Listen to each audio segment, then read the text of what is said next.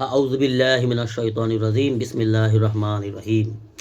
একটা হাদিস শুনো, আবু দাউদ শরীফের হাদিস। আবু দাউদ শরীফের হাদিস হযরত আবু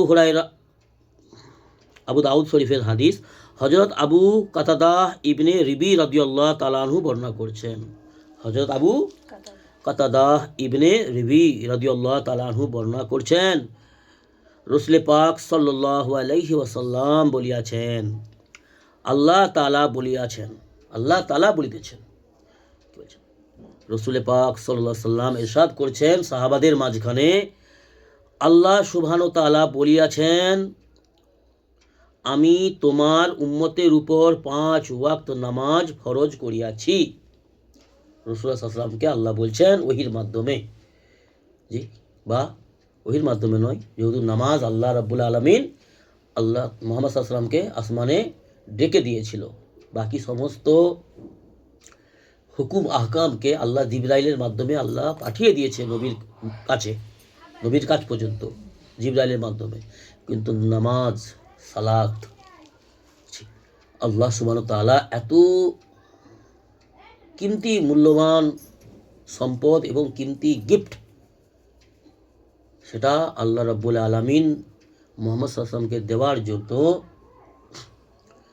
ডেকে পাঠিয়েছেন। জিবরাইলকে দিয়ে পাঠিয়ে দিতে পারতেন, তো জিবরাইলকে বললে যাও, জিবরাইলকে বললো যাও আমার হাবিবকে আমার কাছে ডেকে নিয়ে আসো।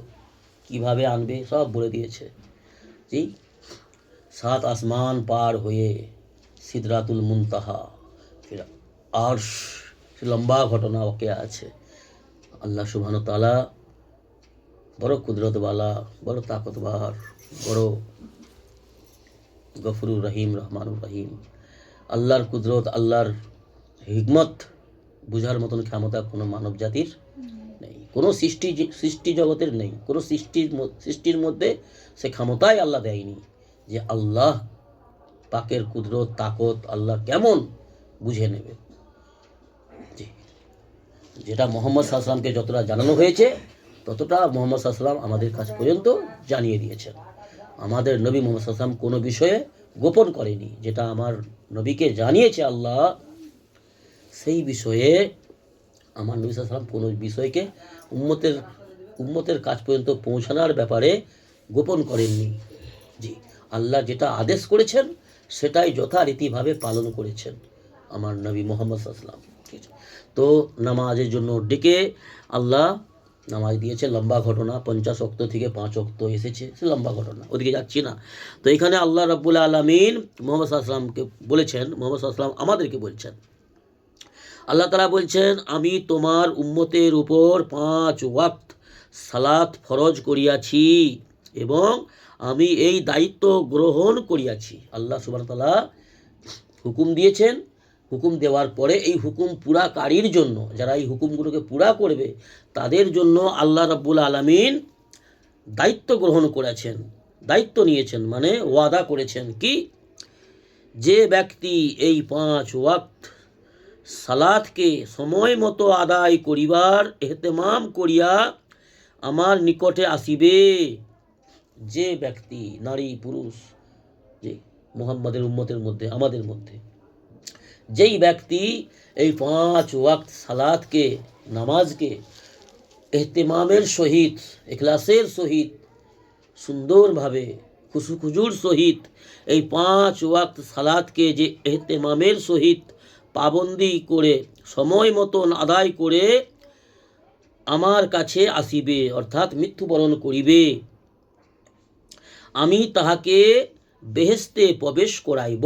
আল্লাহর ওয়াদা, আল্লাহ দায়িত্ব নিয়েছে, আল্লাহ ওয়াদা করেছে, আমি তাহাকে, সেই ব্যক্তিকে বেহেশতে প্রবেশ করাইব, জান্নাতে দাখিল করাইবেন।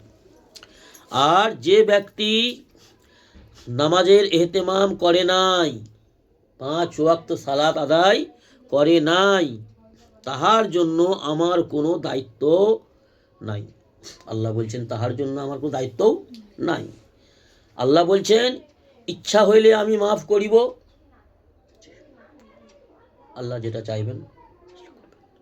তবে আল্লাহর উপর উম্মিদ ভরসা রাখা ভালো জিনিস, কিন্তু এত উম্মিদ না করা যে একবারে বাগী হয়ে যাব। জি, দুনিয়ার জন্য হুমড়ি খেয়ে পড়ব, হারাম হালাল না দেখে না বুঝে সারা জীবন আওয়ারাগিরি করে মনমানি করব, নফসের গোলামি করব, জি, দুনিয়ার অট্টালিকার পিছনে পড়ে, দুনিয়া উপার্জনের পিছনে পড়ে আল্লাহর সঙ্গে বাগাবাত করব, রসুলের সুন্নতের সঙ্গে খেলোয়াড় করব, আর আমি ভরসা রাখব যে আল্লাহ তো মাফ করবেন বলেছেন। কিন্তু আল্লাহ এখানে কি বলেছেন? আল্লাহ বলছেন ইচ্ছা হইলে আমি মাফ করিব, আর না হয় শাস্তি দেব। আল্লাহর মর্জি। তো আল্লাহ তো শাস্তি দেবেনও বলেছেন, ইচ্ছা হয় মাফ করবেন, আর ইচ্ছা না হলে আল্লাহ শাস্তি দেবেন। তাহলে এখানে তাকওয়া আর তাওয়াক্কুল দুটো জিনিস রাখতে হবে। আল্লাহর উপর উম্মিদও রাখতে হবে, না উম্মিদ হলে হবে না। আল্লাহ যত কঠোর, আল্লাহ যত শাস্তি প্রদানকারী, তার থেকেও বেশি রহমত নাজিলকারী, রহম করনেওয়ালা, রহমানুর রহিম। জি, আল্লাহ দয়া অনেক বেশি, অবশ্যই। কিন্তু তার মানে তো এটা নয় যে ভাগী হয়ে যাব। জি, একটা মানুষ, আমরা দুনিয়ার হিসাবে যদি দেখি, আমাদের যদিও সব কিছু দিক থেকে আমরা দুর্বল, কমজোর, কিন্তু একটা সন্তান বা একটা স্ত্রী নাফরমানির সীমা থাকে তো। জি, কোনো নারী যদি স্বামীর হুকুম না মানে, একবার দুবার তিনবার পাঁচবার, একদিন দুদিন, এক মাস দু মাস 6 মাস মেনে নেওয়া যায়, কিন্তু কন্টিনিউ সে স্বামীর হুকুম অমান্য করছে, স্বামী বলে কেয়ারই করে না যে আমার স্বামী আমার জীবন সঙ্গী, জি, আমার সব দায়িত্ব পূরণ করেছে এক সময়, কিন্তু আজ হয়তো ছেলে পুলে বড় হয়েছে, সাবালক হয়েছে, তারা আমার সাহায্য করছে, সংসার চালাচ্ছে বা সংসারে প্রয়োজন পুরা করছে, কিন্তু সেই স্বামীর এহসান বা স্বামীর সেই যে অনুদান সব ভুলে গিয়ে স্বামীকে সাইড করে দেওয়া, তুই মর একা, তুই জ্বলে পুড়ে ছাই হয়ে মরে যা, আমি তো ভালোই আছি। তো সেই স্বামী কত বরদাস্ত করবে?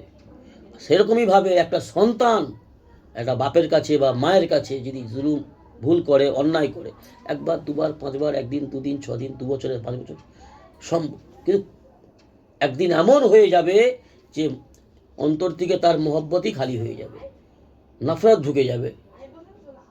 সে স্ত্রীর প্রতি হতে পারে, একটা স্ত্রীর স্বামীর প্রতি হতে পারে, একটা ছেলের প্রতি হতে পারে, জি, বা কারু আপনজন বন্ধু বান্ধব, এরকম হয়ে যায় অনেক সময়।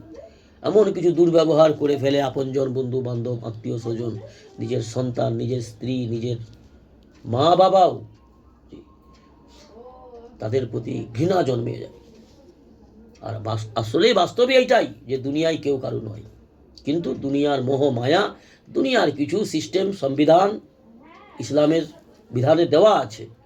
আমার নবী সাল্লাল্লাহু আলাইহি ওয়াসাল্লাম সব বিষয়ে জানিয়ে গেছেন, শিখিয়ে গেছেন, কিন্তু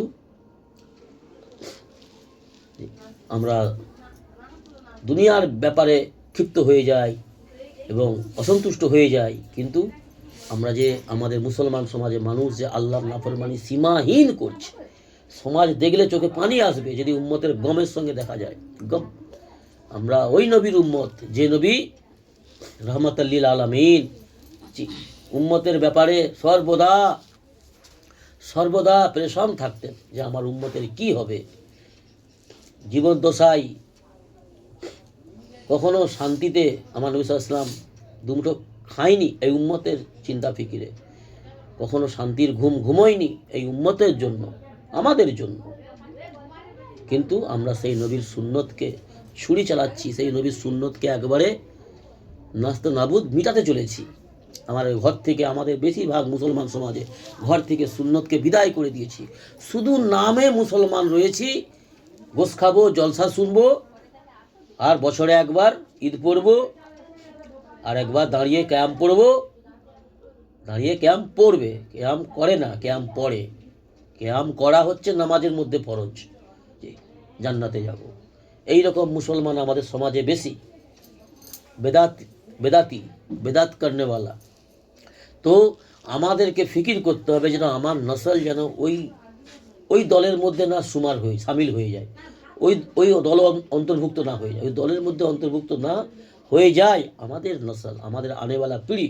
এই চিন্তা চেতনা নিয়ে তাদের পিছনেও মেহনত করতে হবে, এবং যারা ভ্রান্তির মধ্যে রয়েছে, বেদাতির মধ্যে রয়েছে, ভুল পথে রয়েছে, আল্লাহর নাফরমানি করছে, নবীর সুন্নতের খিলাফ মানমানি করছে, তাদের পিছনেও মেহনত করতে হবে, তাদেরকেও হকের দাওয়াত দিতে হবে। আমার নবী সাল্লাল্লাহু আলাইহি ওয়াসাল্লাম যেটা করেছেন সেটা আমাদেরকেও করার আদেশ করেছেন। তো যেহেতু আমার নবী সাল্লাল্লাহু আলাইহি ওয়াসাল্লাম আলমী নবী, সমগ্র সৃষ্টি জগতের নবী, সমস্ত নবী রসুলদেরও নবী, যত নবী পাইগম্বর দুনিয়া এসে চলে গেছে আমাদের নবীর পূর্বে, সমস্ত নবীগণেরও নবী, ইমামুল আম্বিয়া, খাতুমুন নবী, দু জাহানের সর্দার, যার হাতে থাকবে জান্নাতের চাবি, জান্নাত খুলবে আমার নবী সাল্লাল্লাহু আলাইহি ওয়াসাল্লাম। জি, তো সেই জন্য সেই নবীর উম্মত হওয়ার ভিত্তিতে আমাদের কর্তব্য উম্মতের গম নেওয়া, নিজেদের মধ্যে, পাড়া প্রতিবেশী লোকের, আপনজনের, সন্তানদের, তাদেরকে কি করে দিনের পথে আনা যায় এই ফিকির নিয়ে মেহনত করতে হবে। এই ফিকিরে নিজেকে নামাজ পড়ে তাদের জন্য দোয়া করতে হবে।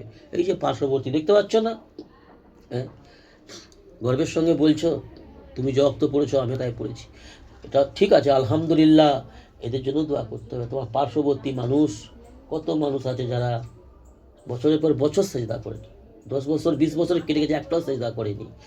এই খালে যদি একটা কুত্তা মরে পড়ে থাকে, একটা ছাগল মরে পড়ে থাকে, একটা কোনো গোস সাপ যদি মরে পড়ে থাকে কোনো কারণবশত, হাঁস মুরগি যদি মরে যায়, মনে নেই কদিন আগে কী হয়েছিল, একটা মুরগি পড়েছিল পচে, উপাস থেকে কেউ ফাঁসি দিয়েছে বা যাই হোক, হ্যাঁ, দুর্গন্ধই, একটা কুকুর গরু যদি মরে পড়ে থাকে, একটা ছাগল মরে পড়ে থাকে এই খালের ওইখানটাতে, এই আশেপাশের কমসে কম এদিকে 5টা, ওদিকে 5টা, ওদিকে 5টা, এদিকে 5টা, কমসে কম 10 40টা ঘরে দুর্গন্ধ যাবে না যাবে না? তাহলে ওটাকে যদি মনে করো যে থাক পড়ে আছে, সবাই দুর্গন্ধ শুঁকছে, আমিও শুঁকছি, তো ওটাকে সরাবার ব্যবস্থা করা উচিত না উচিত নয়? সেই রকমভাবে আমাদের সমাজে এমন আছে, ওই যে বললে নামাজ পড়েছি আলহামদুলিল্লাহ, কিন্তু ওরা হচ্ছে মরা জন্তুর থেকেও নিকৃষ্ট, যেগুলো নামাজ ছেড়ে দিন কাটাচ্ছে। ওদের দুর্গন্ধ, অর্থাৎ ওদের গুনাহের প্রভাব তোমার ঘরেও পড়বে, আমার ঘরেও পড়বে। কথা বুঝে আসেনি? আল্লাহ রাসূল সাল্লাল্লাহু আলাইহি ওয়াসাল্লাম বলেছে, মরা কুত্তা শিয়াল যত দুর্গন্ধ, ওদের থেকেও বেশি দুর্গন্ধ ওরা যারা আল্লাহর নাফরমানি করতেছে, নামাজ আদায় করে না, বছরের পর বছর আল্লাহর কাছে সেজদা করে না, ওরা হচ্ছে ওদের ওই সমস্ত মরা কুত্তা শিয়ালের থেকেও দুর্গন্ধ এরা। এদের দুর্গন্ধের প্রভাব, এদের গুনাহের বাদ আসার সমাজে পড়বে, তোমার ঘরে পড়বে। ওই 2 দিন পড়বে, 4 দিন ছেড়ে দিবে, 2 ওয়াক্ত পড়বে, তারপরে ব্যাস। আজকে কত সুন্দর গল্প করে বললে, মাঝে মাঝে বলো তো, বলি না কেন হয় এটা? ওই দুর্গন্ধের প্রভাব পড়ে, ওই সমস্ত ওদের থেকে একটু দূরে থাকার চেষ্টা করবে, ঘরে ঢুকাবে নি। বুঝেছ? হাদিস বুঝে আসেনি? দুশ্মনী কারোর সঙ্গে করতে বলা হয়নি, আমার নবী সাল্লাল্লাহু আলাইহি ওয়াসাল্লাম কারোর সঙ্গে দুশ্মনী করতে বলেনি, কিন্তু ওদের থেকে বেঁচে থাকতে বলেছে। এটা তো বলেছে আল্লাহ নবী সাল্লাল্লাহু আলাইহি ওয়াসাল্লাম, যে ওদের থেকে সাবধান থাকো, সতর্ক থাকো, দূরে থাকো। কেন? ওদের বাতাসর পড়বে। জি, আমার ঘরে 2টো ছেলে, আমরা 6 জন মেম্বার, আমার 2টো বৌমা, 2টো ছেলে, আমার স্বামী স্ত্রী, আর আমার দাদু ভাই, 7 জন। একজন যদি হারাম রোজগার করে নিয়ে আসে আর সেই পয়সা যদি সবাই খায়, একজন আমার ছেলে, একটা ছেলে বা আমি হারাম রোজগার করে নিয়ে আসছি আর সেই পয়সায় সবাই খাচ্ছি যাচ্ছি, ভালোই আছি, আর আমি নামাজও পড়ছি আর তোমরাও নামাজ পড়ছো, ওই একজনের হারাম রোজগার সবাই খাওয়ার কারণে সবের নামাজ বেকার হবে, বেকার মাথা ঢুকা হবে। তাহলে কথা বুঝে এলো? তো ওই রকম মানুষের থেকে সাবধান থাকবেন, সতর্ক থাকবেন।